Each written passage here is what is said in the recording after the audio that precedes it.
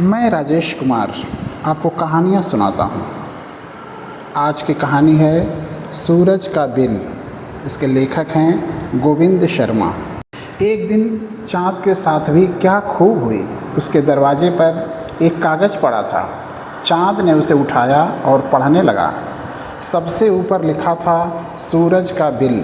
चाँद ने इससे पहले कभी ऐसा कोई कागज़ न देखा था न पढ़ा था। उसे समझ में नहीं आ रहा था कि यह क्या है।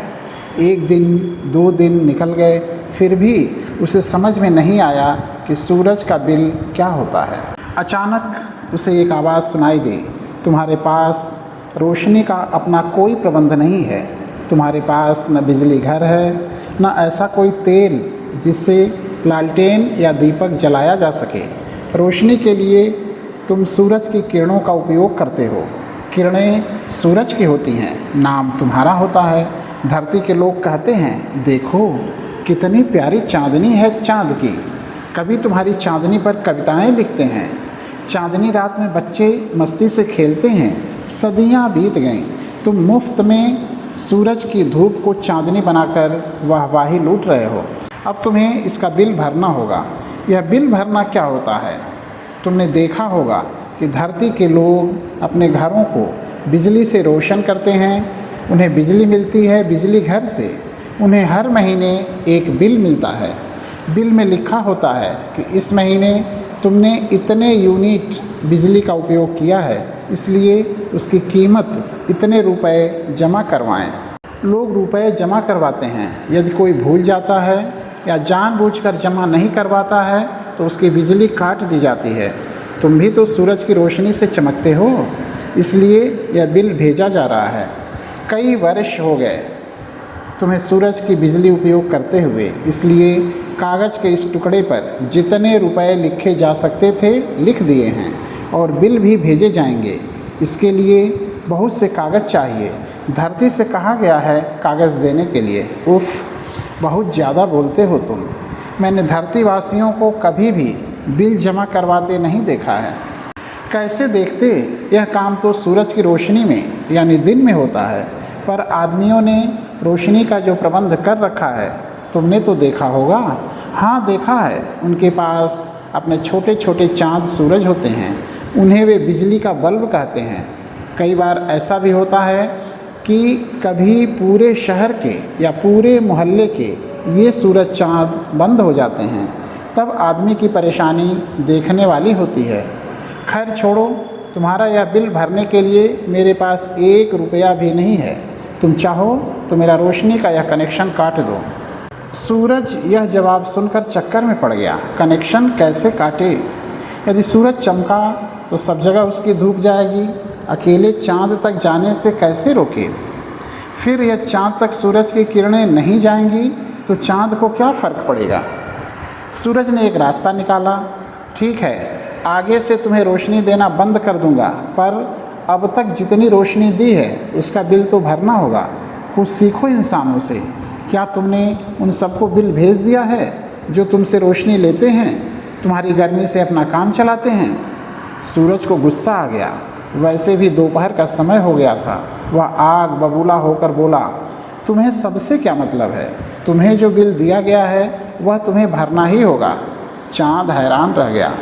सूरज अभी कुछ सोच ही रहा था कि धरती से जवाब आया, नहीं, हम सूरज को या किसी अन्य ग्रह को कागज़ नहीं भेज सकते हैं। धरती पर रहने वाले ही इतना कागज़ इस्तेमाल करते हैं कि कागज़ बनाने के लिए कितने ही पेड़ रोज़ाना काटे जाते हैं, नए लगाए जाते हैं। यह खतरा हो गया है कि कहीं धरती जंगल विहीन न हो जाए।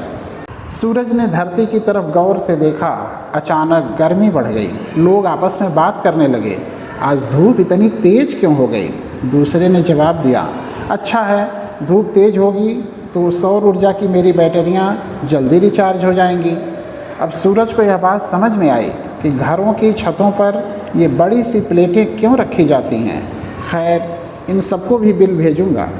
हर इंसान तक कैसे भेजा जाए बिल? सूरज अभी यह सोच ही रहा था कि एक बिल उसके पास पहुंच गया। देखा, यह भी करोड़ों अरबों का बिल था। लिखा था, यह एक किश्त का बिल है। आपके नाम ऐसे कई बिल आएंगे जो आपको भरने हैं। बिल सूरज के नाम?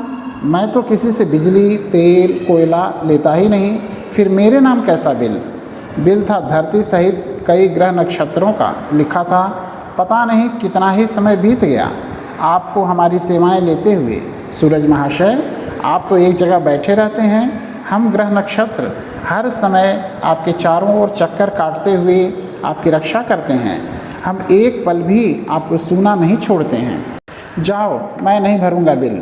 मैंने तुमसे नहीं कहा कि तुम मेरे चारों तरफ चक्कर लगाओ। बताओ, मेरे चारों तरफ नहीं घूमोगे तो क्या करोगे? तो मैंने कब कहा कि तुम मुझे रोशनी दो? चाँद ने उसकी बात काटी। यदि सबको रोशनी नहीं दोगे तो उसका क्या करोगे? कहाँ रखोगे इतना उजाला? ठीक कहते हो तुम। चलो, हम इन बिलों को फाड़ देते हैं। पर लो, या दूसरा बिल देता हूँ, सूरज ने कहा। फिर से बिल? यह बिल इंसानों के लिए है, तुम्हें तो इसे जमा करवाने की केवल प्रेरणा देनी है। ऐसा क्या है इसमें? पढ़ोगे तो जानोगे। चाँद ने पढ़ा और पूछा, यह ओजोन परत क्या होती है जिसे तुम बचाने के लिए आदमी को लिख रहे हो? तुम नहीं जानते, लेकिन धरती पर रहने वाले इंसान जानते हैं। यह धरती के वायुमंडल की एक परत है। इस परत को ओजोन नाम आदमी ने ही दिया है। मुझसे निकलने वाली हानिकारक पराबैंगनी किरणों अर्थात अल्ट्रावायलेट रेज़ को यह धरती पर जाने से रोकती है। तब हमें बीच में क्यों लेते हो? जाओ, आदमी से बात करो। अरे, अपना काम तो सब करते हैं, कुछ दूसरों का भी भला करना चाहिए। मेरे साथ मिलकर आदमी को समझाओ कि अपने हाथों अपना नुकसान क्यों करता है। उसकी गलती के कारण ओजोन को भारी नुकसान हो सकता है। इससे मेरा या तुम्हारा कुछ नहीं बिगड़ेगा, आदमी का ही बुरा होगा। अच्छा? हाँ, उसके कारखानों से निकलने वाली जहरीली गैस, उसके कूड़े के पहाड़ों से उठने वाली जहरीली गैस, धुआं, ये सब उस ओजोन परत को नुकसान पहुंचाने वाले होते हैं। कई बार ऐसा होता है कि आदमी इतना धुआं कर देता है कि वह मुझे नहीं देख पाता और मैं उसको नहीं देख पाता। ऐसा तो तब भी होता होगा जब तुम्हारे और उसके बीच घने बादल आ जाते हैं। बादल होना तो अच्छी बात है। बादल भी मेरी तरफ से आदमी को उपहार है। मेरी गर्मी से भाप बनती है, भाप से बादल और बादल से बरसात। पेड़ पौधे सब बरसात से पनपते हैं। बरसात से आदमी को साफ पानी तो मिलता ही है। ओजोन की रक्षा के लिए ज़रूरी हवा भी शुद्ध होती है। कमाल है, आदमी यह जानता है, फिर भी उसे यह सब हमें बताना होगा कि ओजोन को सुरक्षित रखने के उपाय करने होंगे। चाँद मुस्कुराया और सूरज की ओर देखते हुए बोला, यह बिल तो आदमी को भरना ही चाहिए, वरना वह अपने ही हाथों अपना कनेक्शन काट लेगा।